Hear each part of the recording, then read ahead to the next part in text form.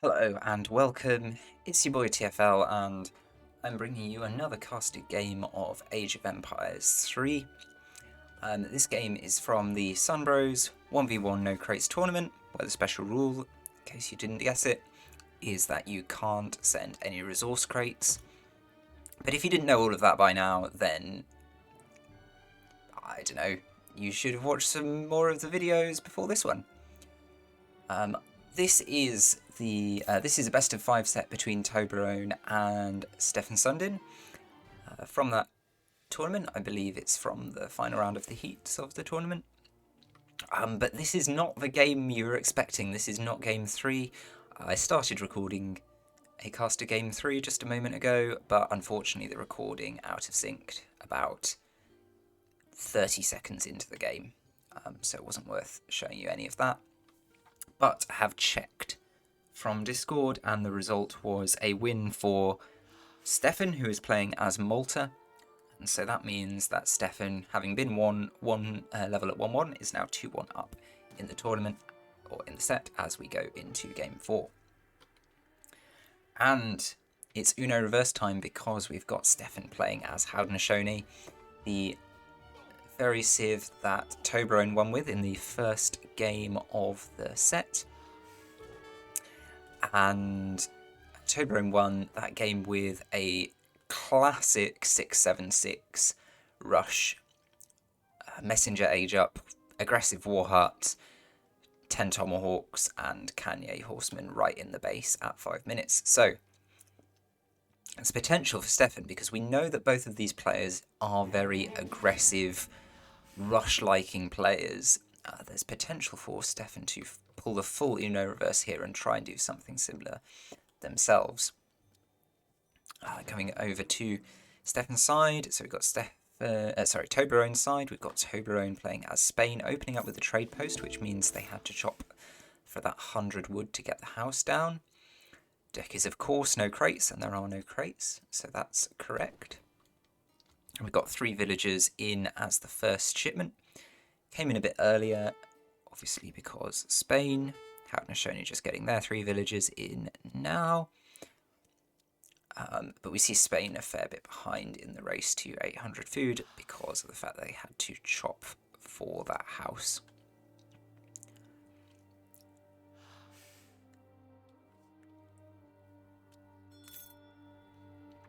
So Spain choosing to go for the capitalism play. I have to say, I play a lot of Spain and I love going for capitalism, and it suits the rules and the conditions of this tournament really well. It's a nice early eco boost card that can help you out. Now, Spain surely must be wary of the possibility of that hard 6-7-6 rush coming in from Haude. The deck certainly has 6-7-6 in it, has the Town Destroyer as well. Of course it does. These are all extremely popular cards for any Haude deck, so you can't really be sure whether or not it's going to happen, but it certainly seems likely in the circumstances. Haude actually going up with the Elder rather than the Messenger. If I just turn over to my cheat sheet, I can tell you that the Elder is going to give them 2 Travois rather than your normal 1 for a Haude age up. And the War Hut is going down manually already. So those 2 Travois could be 2 longhouses, could be, I don't know, a corral and longhouse. I don't think it can be a trade post. Potential game knowledge blunder there. Absolute amateur casting mistake. But we'll find out what those are going towards when it comes in. Haude will have a shipment ready on age up. Spain are also going to have a shipment ready on age up thanks to their trade post and their civilization bonus. Going for capitalism is a little bit greedy. You know, it takes about 6 or 7 minutes to really pay off compared to a resource card. So if the game gets super aggressive super early, it could be a bit of a problem for Spain. And this is interesting. Spain actually going for a native post here, going for, is this the Tengri? Yeah, the Tengri Shrine.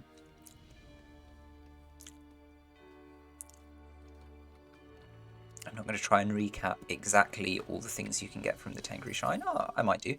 But the main thing is you get the wolves, lovely wolfos, and you get the Tartar archers, who are really, really good specialist anti-cav. They get their bonus against all cav, so they're kind of like super dragoons or super cavalry archers, I guess.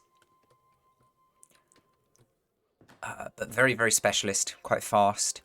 Not like your general kind of goon that can do a bit of everything. They have a low base and a very big multiplier. Anyway, Haude in age 2 didn't age up with the messenger. One Travois has gone into a war hut at the front line, and the other one has gone into a bonus war hut at home, maybe just for defense. I was going to mention the other thing about this map that's interesting, of course. You start with a tower. That tower is statistically the same as an outpost, and Spain have added an outpost to their tower. Kind of interesting that they chose to go for this trade post. Feels almost a bit sacrificial right now, because I don't think they're going to get much out of it before it's down. They'll be lucky if they finish that batch of Tartar archers. Kind of interesting that they didn't choose to put their own outpost out here to defend that trading post. Haude, to just make a note here, not being as efficient as they could, because they can siege this trade post without being in range of that tower. If you just look at the little red line there, there's definitely room for it. But their units just not finding the right spot there. All repositioning, but still not finding the right spot. What do we have on the Haude side? It's 7 Aena, 6 Tomahawk. The shipment of 6 Tomahawk is coming in. I think the big button came in initially on age up. We've got a batch coming out, so another 10 Tomahawks approximately coming to join these 5 at the front.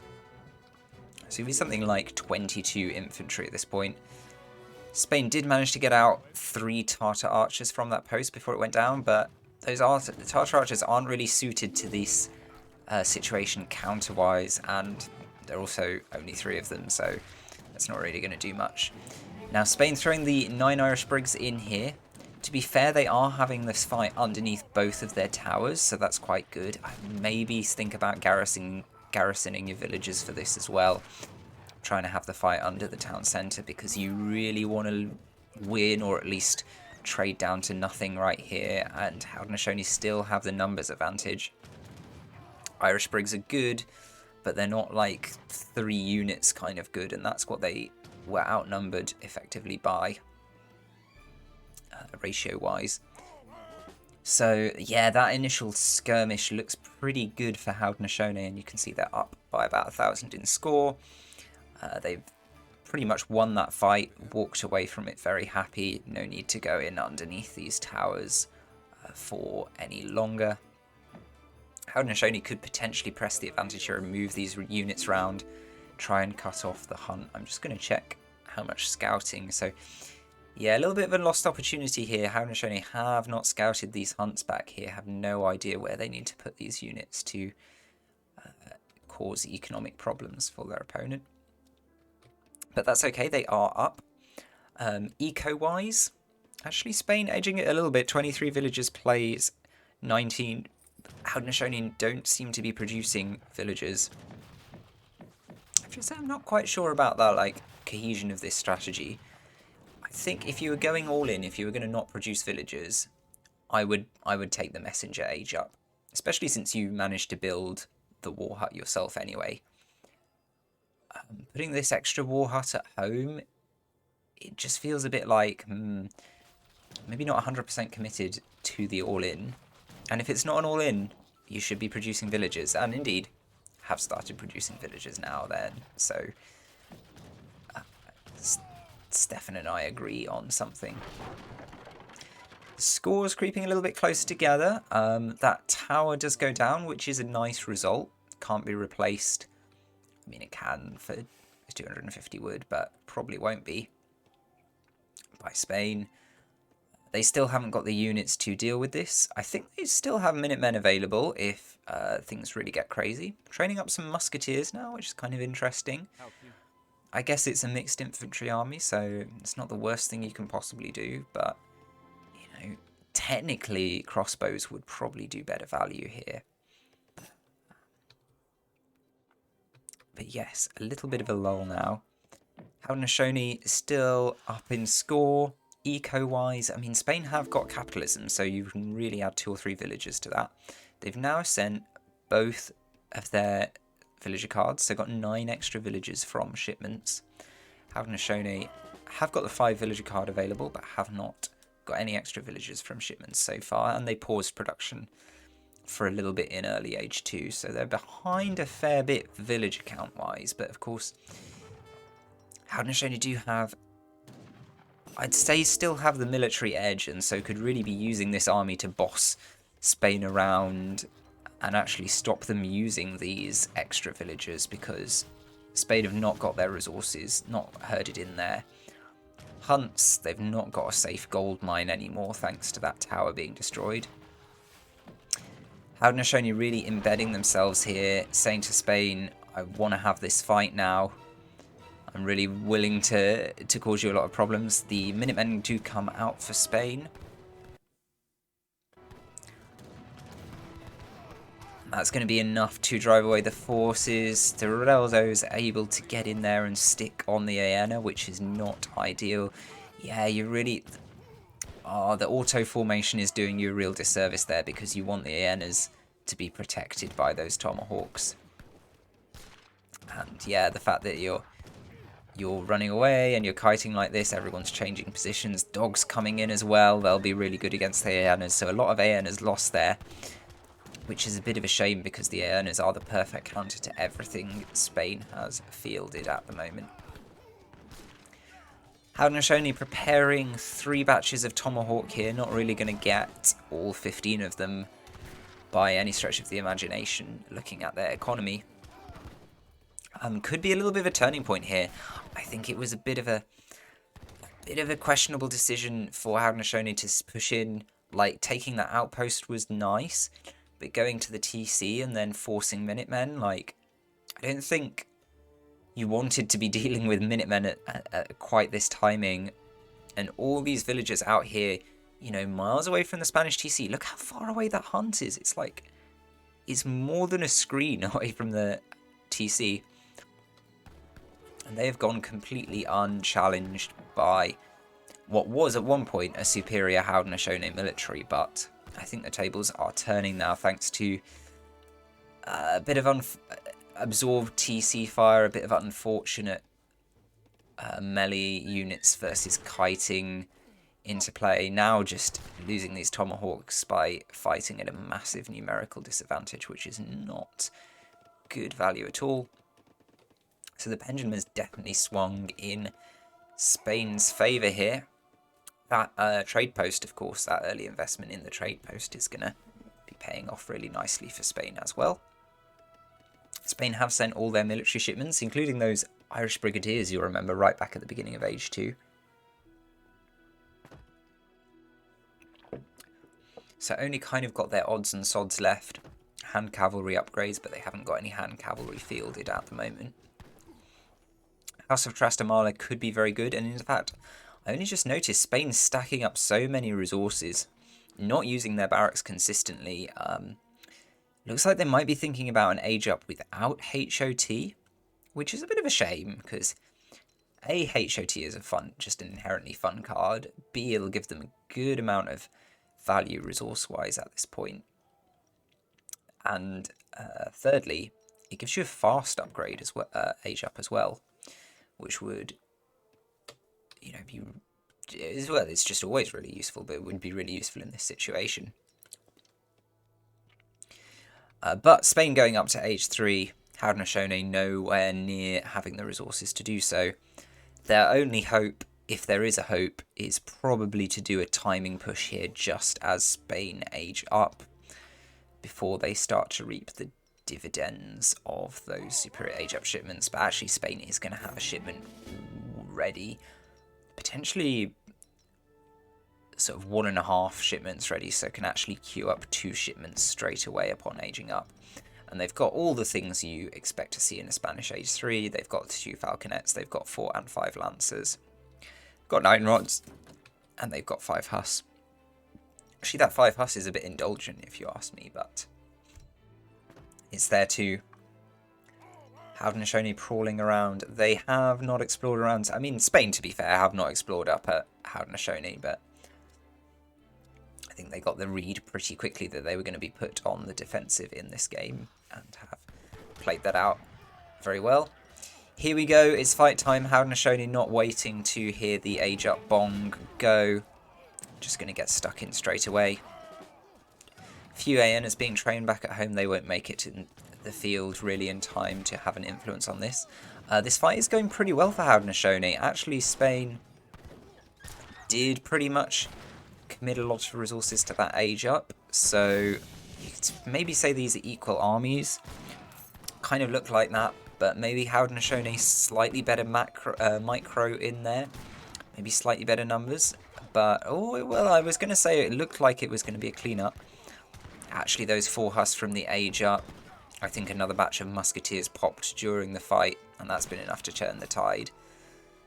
And obviously now Haudenosaunee, an age behind. Spain's about to pop 2 falcons in your face, followed immediately by 5 lancers. Oh, it's like textbook how to play Spain stuff, that. I think this has been a really well played hold here from Toblerone, and I can't see this game ending. I can't see this game ending well for Stefan. Although Stefan might be of the mind to actually make Spain do the work here. You know, it's always worth getting your opponent to do the work even when they're miles ahead. Just make sure they know what they're doing. They're not going to throw all their units away. The falconets get picked off by some rogue villagers or cavalry or something.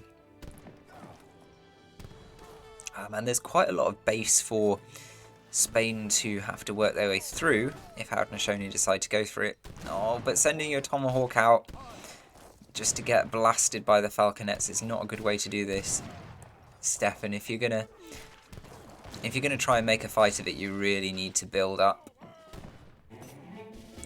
your forces a little bit more so that you've got a kind of plausible alternative. Interestingly, the community plaza is down. Not really sure what that's in aid of. And Stefan actually decides to call it. That's the GG. And so Toblerone wins. And I look over to my score pad. That means we are going to a decider. The set is tied up at 2-2. So we're going to see all 5 games. Well, we didn't actually see game 3.